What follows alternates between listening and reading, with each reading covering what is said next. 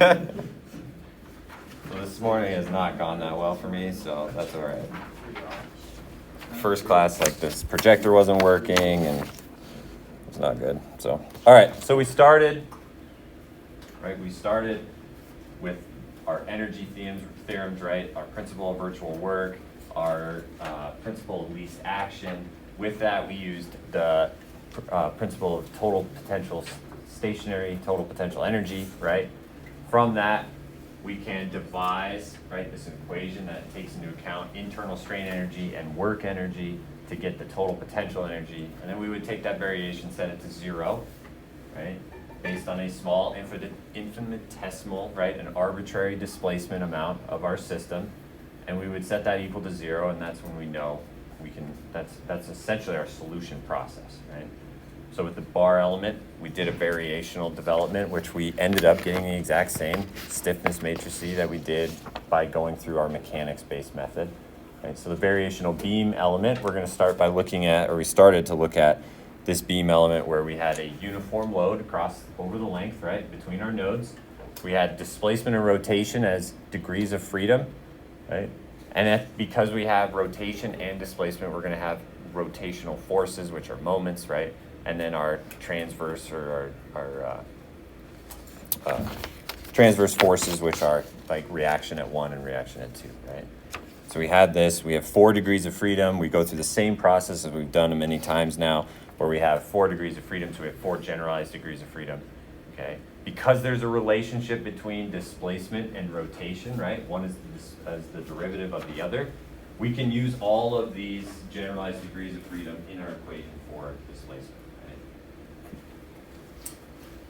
If we were looking at a bar element that had displacement in 2 directions, right, that would then limit our ability to use, right, higher order terms, right, squared or cubed, in our displacement function, because we would only have 4 degrees of freedom with respect to displacement, and we'd have 2 displacement equations, right? We'd have v sub x, and then we'd have, say, u sub x for the other direction. And we could only use 2 of these terms in each of them. So it would really limit our ability, right? We'd have linear displacements, and we'll talk about that when we get to the constant strain triangle. That's why that one's derived the way it is because of the limited use of our generalized degrees of freedom. But because of that relationship between displacement and rotation, we get this generalized displacement equation. Okay, big thing to note here with the beam, right? We know from mechanics the exact solution is this 4th order equation here, right? Well, that 4th order equation is we're only going to capture that when our displacement function, because our displacement function is cubic, we're only going to capture that when our uniform load is 0, but we're not going to impose that as an actual requirement, right? So this really lands underneath our assumptions for this beam element, in that we're not truly going to be, we don't truly have the displacement function that would be in the real world, right? So that's a lack of accuracy right there with respect to this beam element. Cubic assumption, right? So we go through and we solve for our shape functions just as we normally have, right? We get this equation, which then relates, right, displacement at our nodes with displacement at anywhere in the field of our beam element, right? Well, we know we're going to, ultimately, we need to know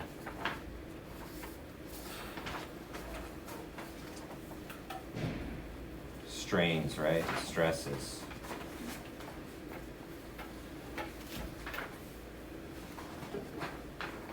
Because that's where our strain energy comes from, right? So strain and stress, right? The strain in a beam is given by, if we assume, right, linear elastic constitutive relationship being Hooke's law, we got epsilon x equals stress in x over E, right?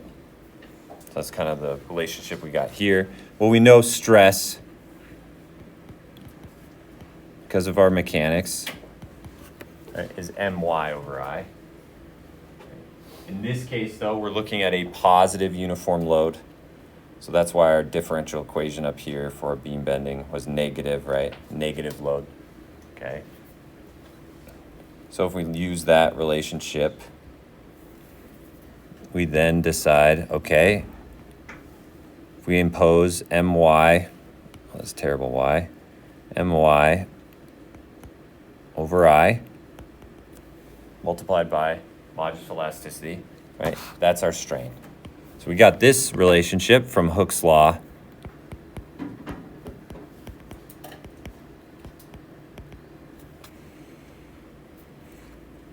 Well, looking at this equation, I think there's shit out there. Cover that, huh? We didn't have it apparently the first year. Yeah. M over IE, right? We could relate that to curvature, right? That is curvature. If you remember back from your mechanics and materials days, right? Given that our load's in the opposite direction, our moment's in the opposite direction, if our moment's in the opposite direction, we're going to get a negative sign here, right? Negative y, because m sub x equals, right, EI, second derivative of displacement with respect to x, right? That's for mechanics and materials days. So we plug that in. Our load is in the opposite direction from our mechanics derivation, so we get a negative y d squared. This is now v sub x, right? Varies dx squared. Okay. So we know that our strain, right, if our v sub x is up there, right, in the second derivative with respect to x, we know v sub x in terms of our shape functions, right? That's nd. So we really need to take the derivative, second derivative of that product. So we're going to say this is negative y d squared over dx squared, our shape function, times displacement.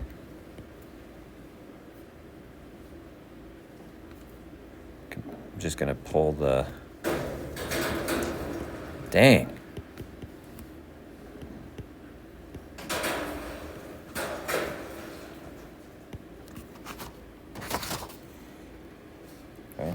Because these are our nodal degrees of freedom, right? They don't change with respect to x, just our shape function does, n. So we're going to take the second derivative of our shape functions with respect to x times d. Why'd you move the parentheses? Because d is not a function of x, right? These are nodal degrees of freedom. So that's going to be our v1, rotation at 1, v2, rotation at 2. So if we plug in our values, take the second derivative of our shape functions that we had up above, we end up with this equation here, which is our strain displacement matrix, right? This is like when we derive the bar element. Really, all B is doing, it's a shape function, but all it's doing is relating, instead of with a shape function, relating the known nodal values to displacements. Now we're relating the known nodal values to strains, right? That's all that B does. So stress now, we know is E epsilon. So we get E, B, D, right? Because B times D is our strains.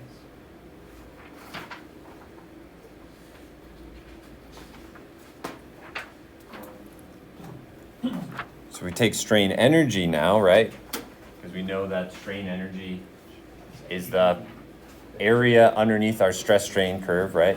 So we have 1/2 times the integral over the volume of stress times strain, right?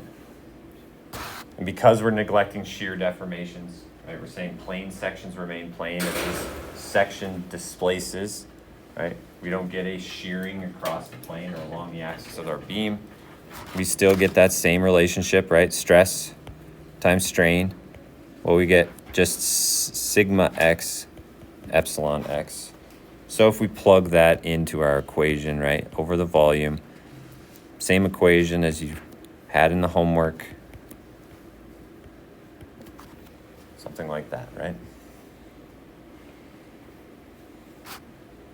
Page up just a little bit. Man, Just right at the end, you scrolled right as you wrote. what, this? Yeah, it's that. Where's the negative y go?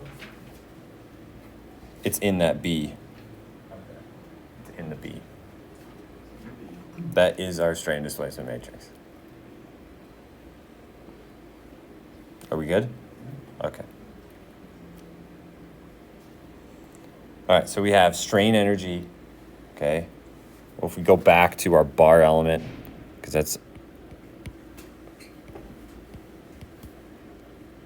we can pull back our substitution, right, that we made in the bar element is the very same substitution we're doing here.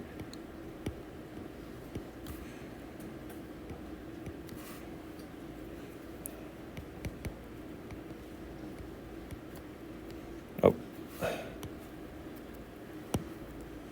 Been having a hard time today. 1/2 dt. All right, we're pulling out dt. We get B transpose E B dV times D. All right, because D are nodal values, not in relationship to the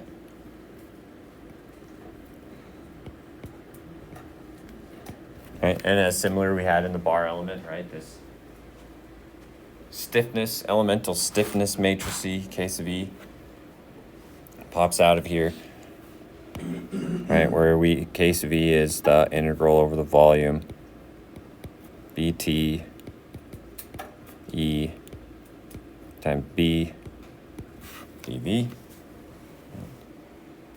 And we know from previously, right, up above, we had this really long matrix, right, vector that was established based on our taking the second derivative of our shape functions with respect to x. Right? We got this equation, our strain displacement matrix. And in that equation, we have B transpose B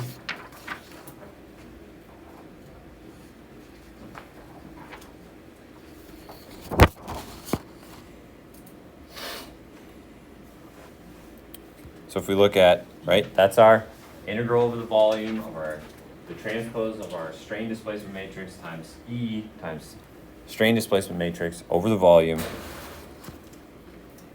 We can pull out E, right? That's a constant.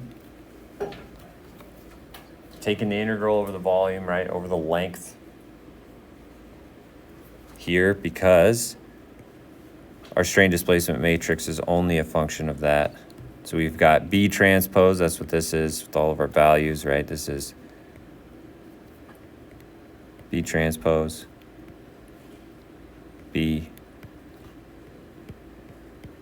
all of our stuff in there.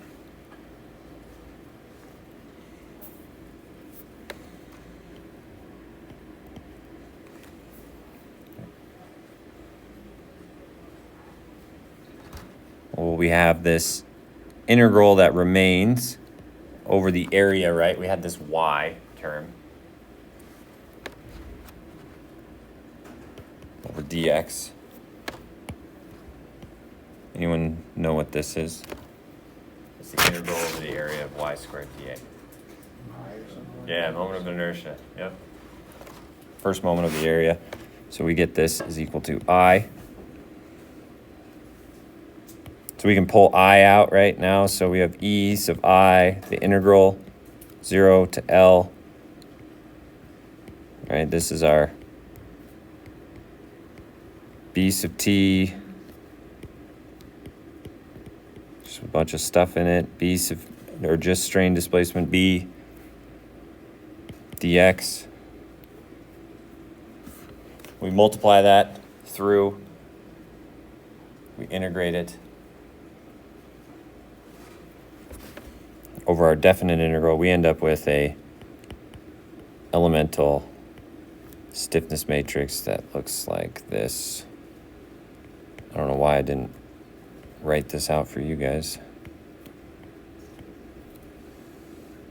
So we got 4L squared negative 6L 2L squared 12 negative 6L 4L squared.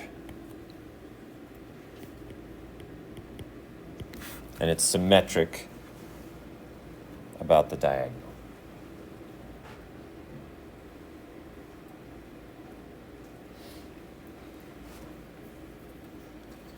So now we've got our strain energy, right?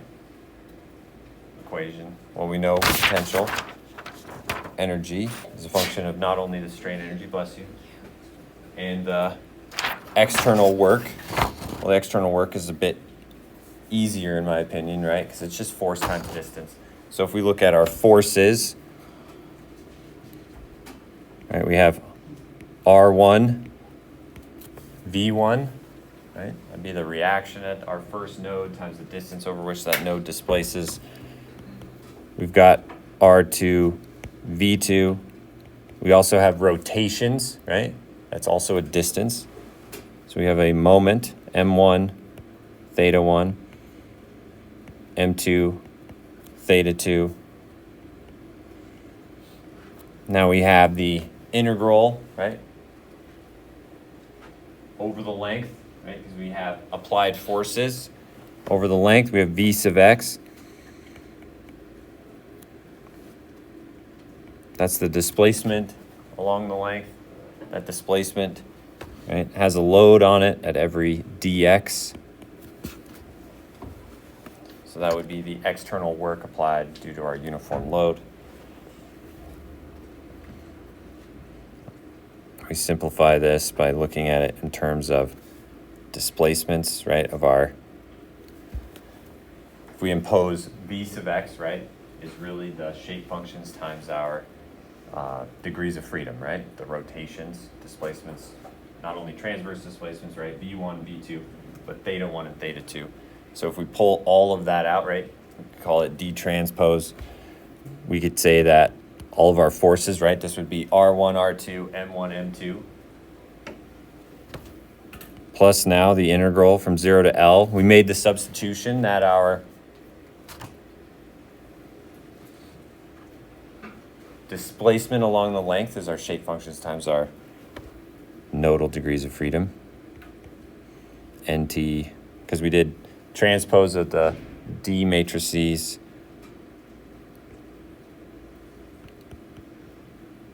Dx. All right, that would be our external work. So now we can bring it all together. We could say that, right, pi equals u minus w. Well, u, 1/2, pulled the dt out on both sides. D minus dt f plus the integral from 0 to L nt w sub x dx. That is our potential energy equation for our variational beam element. Well, we want to take that first variation, right, or looking at a small infinitesimal, right, change in potential energy. We're going to set that equal to 0. That would give us our first variation, or in the case of the homework, right, we don't have to, you look at the derivative of that expression, right, with respect to x, or delta, sorry. So we've got the first variation. We set that equal to 0. That first variation is really looking at some small amount of dt, right? We're going to impose some small arbitrary displacement. And we know that we're going to have equilibrium based on the principle of virtual work, right? Stationary total potential energy. That first variation is 0. Principle of least action. So we've got that small change in our displacements.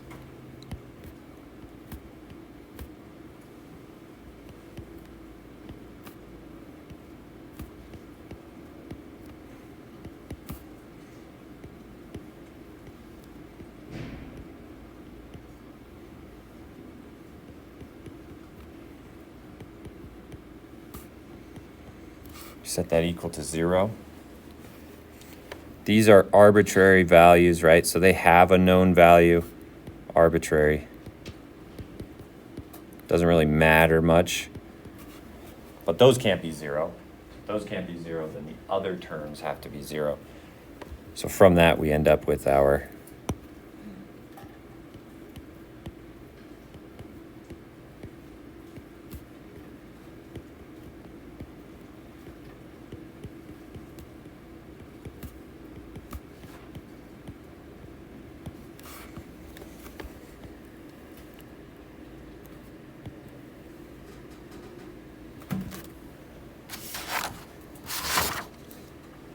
governing equation for a beam element with 4 degrees of freedom, right? Translation and rotation at our nodes.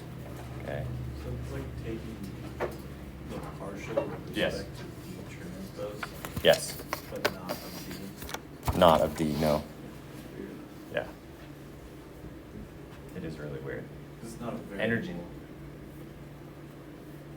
What you're doing is you're saying we're going to impose a very small amount of disturbance, right, or displacements with respect to our nodal degrees of freedom, and we're going to set that equal to 0 because that imposes equilibrium, right? It'll be in equilibrium when it equals 0.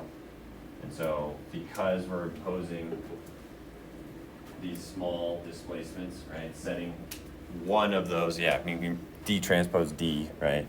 Seems weird, but you're imposing one of those as a small amount. And because of that, you can pull those out of the equation because those have real values, and everything else in those equations have to be what equals 0, It's right? weird that the other D, like nothing happens, it's only the D transpose that's getting. Yeah, so it's weird. I didn't want to bog this down with going back through like It was not Cook. worth it. It's not worth it. Like Cook's derivation of essentially the reason why we kept all of this impose of D transpose like N transpose is because at this point we were going to be taking the partial of the potential energy, and so you had this D that was out there separated that we can impose that initial like small amount arbitrary displacement. And so that's why in the derivation of it, that's why like up here, right, we did this D transpose, like why not multiply these out, right? Or why not, like when we did strain, we had strain on one side of the modulus of elasticity and strain on the other side of the modulus of elasticity, but we kept them separated and then imposed both D transpose, B transpose times E times, B again. And so it's all because we know that in the end, we're going to impose this total potential energy variational so that we can impose essentially equilibrium and figure out, okay, at what point does this equal 0 so that we know at what state this is in equilibrium. So that's where all that came from. Feels just like super manipulative. but, It like, is. But it's like, but I guess it must be right, Yeah. There's no point in like. I mean, it would take like a day to go through like the reasoning behind it even further. But I tried to just, all you need to know is that, right, we're taking an arbitrary amount of nodal degrees of freedom, and those are arbitrary, those have a known value. So when we take the, right, partial, and we look at some small amount, in order for that to equal 0, that equality there to equal 0, the rest of it has to equal 0, right? Our KB equals the rest of the external work, right? Because it's strain energy minus external work. So arbitrary means close to 1. Just some small, just Arbitrary means like extremely small.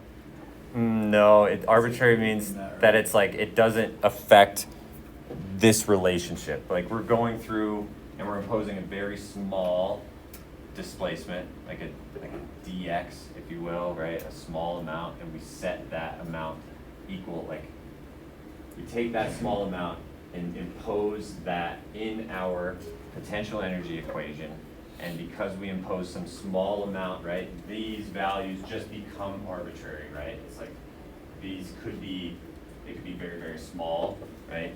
They don't have to be very, very small. But what it's doing is, in that equation, there's a real value to them, right? So those are arbitrary. We're not solving for those. Those are some small imposed amount of displacements. That's U1 rotation. Yep, V1, Those are the things theta we care 1. about. Yes, They're for, just transposed. what's that? They are, yes. But that's where the whole derivation before that we never dived into was the reason why we kept these separate is we are imposing some small amount, right? And then because there's an actual real value here, right? These become arbitrary, right? We don't really care about these because what's left is what needs to equal 0 for this equality to be equal to 0. You don't believe it? Well, it's just, there's no mathematical, it's like, well, we need these to not be here, so we're gonna like say that they're arbitrary, and then we're not Just gonna cancel out divide them. anyways. You Like, just divide, divide. multiply, or like add Divide. over. Yeah, divide for that sure, out. because they're, Does. yeah, but they're a real known like, Yeah. Like they're both could be a number. Yes. Right? Yeah.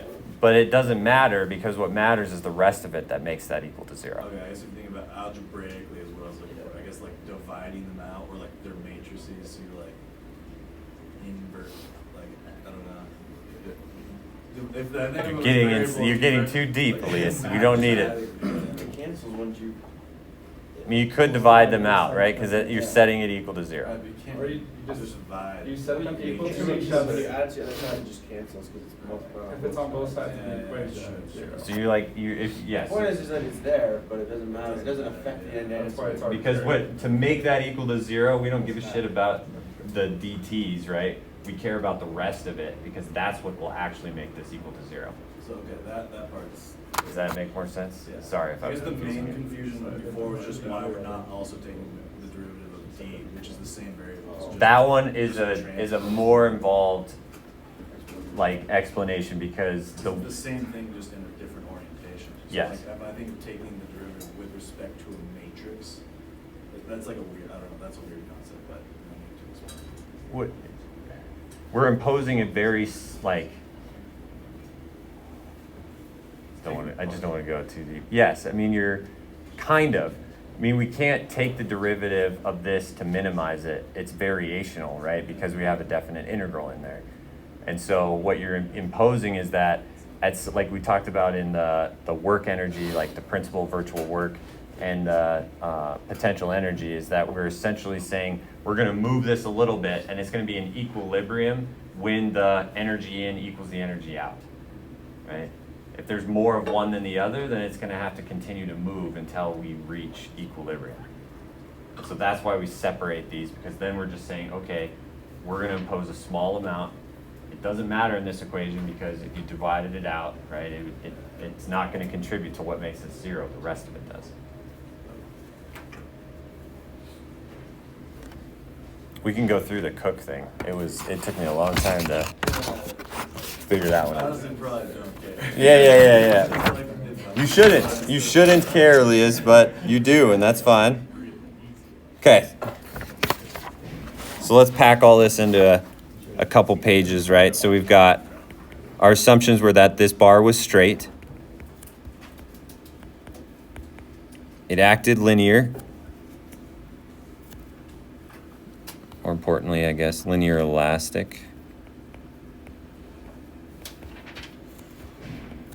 It's prismatic. Right, that would change we were able to just take the area out, right? That area change, that changes the amount of strain energy over the length, and we'd have to take that into consideration. We thought this was slender. We're imposing that it's slender. That essentially means no shear deformations, right? Plane sections remain plane.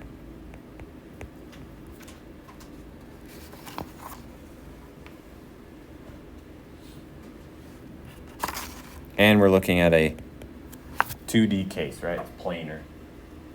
We have our two coordinate axes, x and y. Our degrees of freedom, if we looked at our degrees of freedom matrice or vector, we have V1, theta 1, V2, theta 2. This is transpose, right? This really should be a vertical matrice. V1 down to theta 2. We know when we did our interpolations, because we could make that relationship between displacement and rotations, right? V to theta. We can use all of our generalized degrees of freedom in establishing our initial interpolation function for displacement. So should you call that being transposed? Is that? Well, I mean, it's our actual D matrix, right, does something like this. It's just for the fact that I was writing it and I wanted to make it short. Okay. Okay. Yeah, what you're saying. Does that make sense, Yeah. James? So that's why I did that.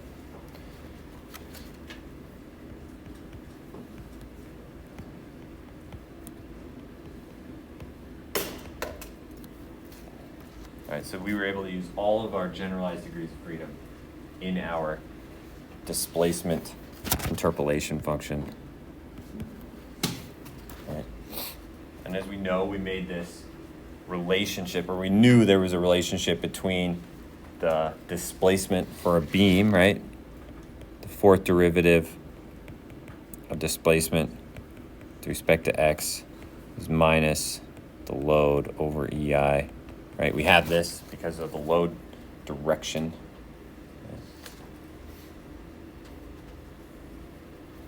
Well, our Vx is only a cubic when our load is 0, right? Load was 0. Then we have a cubic assumption. So when we have a cubic assumption, our displacement would be accurate. A lot of times we don't, so we're not going to impose.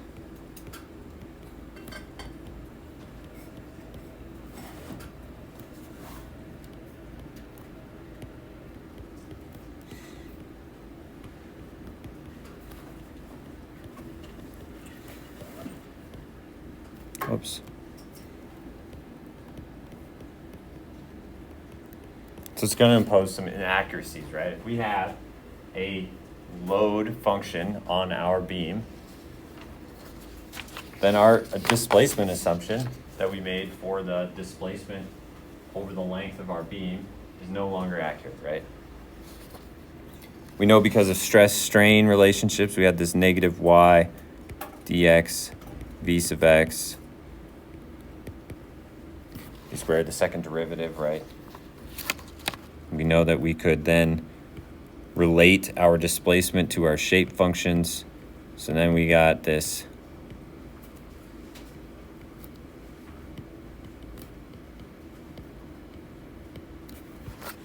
relationship between our strain displacement matrix. So it's essentially our shape functions for figuring out what strain is based on our nodal values.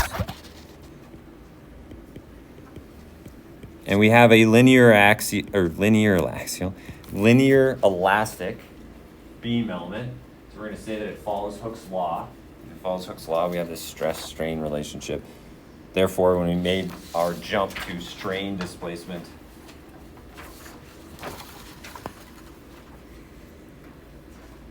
we could jump to this knowing we have no nodal values, not a function of dx. So we get bt e b, oh, not transpose, b dv, right, where this was k. Gotta remember the last d at the end of there, right? From strain energy, we jump to external work because we know the principle of potential energy. Pi is U minus W. So we get this D transpose pulled outside. And the reason why we did this, Elias, again, was knowing that in the end we were trying to do that. So when we develop our external work, we pull out that D transpose. That's why we multiply it by N transpose, our shape functions, right, dx. So now we can impose our principle of potential energy, U minus W. We take the first variation of that, and that yields our force displacement equation which we just got up above, 0 to L, N transpose W sub x dx equals K D. This right here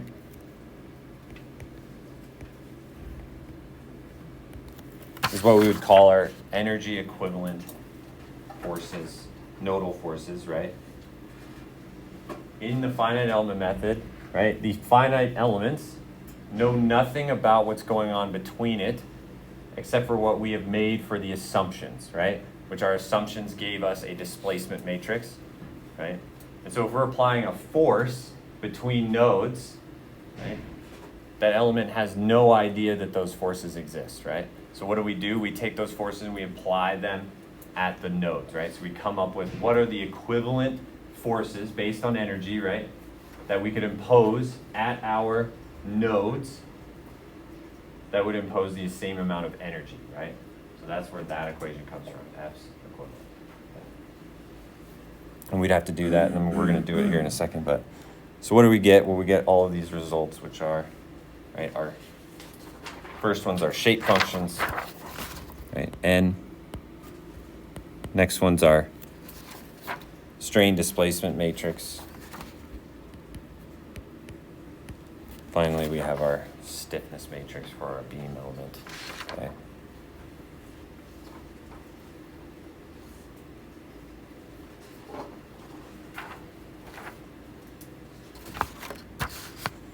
So, do you get this, like, if you take that distributed load and just find how much load goes to each node, does that give you the same value of equivalent of each node, or is this like a complete, is this a? No, I mean, it's not like you're talking about like imposing like a tributary width sort of thing. Sure, I guess I'm thinking of like a point load in the middle compared to that.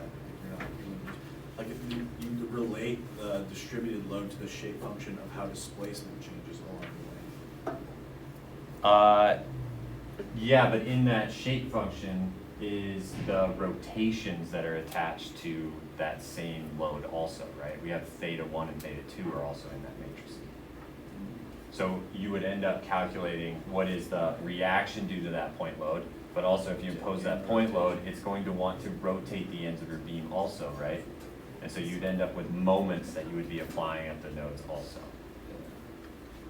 You wouldn't get an accurate picture of like the displacement along the beam, or does the shape functions take that into account regardless of the loading? It's true with the nodes, like what the displacements and rotations will be, but Yeah, but one is a node but at you any point in the yeah, beam. but you remember that you have to start by calculating what those displacements are, right? Based on known forces and known boundary conditions. And so based on those nodal values that you calculate to impose this equilibrium, right? That's where we develop this. We're going to get displacement values that impose equilibrium, and then it's those displacement values based on our shape functions that then we're going to figure out what's the displacement along the way.